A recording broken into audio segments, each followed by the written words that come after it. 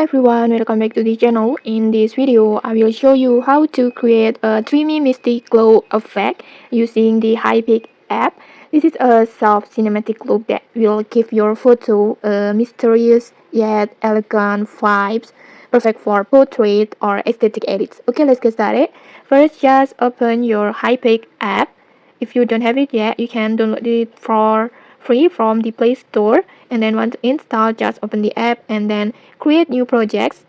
On start editing, just choose your photo that you want to edit like this. And then next, just tap on AI image on the toolbar. This one, just tap on it. And then just search for Misty Effect. This one, just tap on it.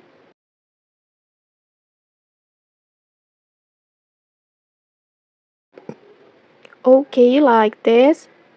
These styles or this effect will instantly add a soft haze to your photo, making it look dreamy and cinematic. And then now let's add some dramatic shadows around the edges. Just go to stickers, this one, and then import the black gradient image. If you don't have one, you can simply search black gradient overlay on the Google and then just download it like this. And once it's import, just place the gradient along the bottom and sides of your photo like this.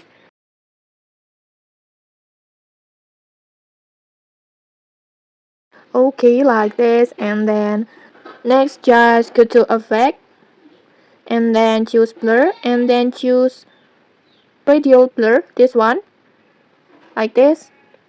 Adjust the intensity and distance as you like.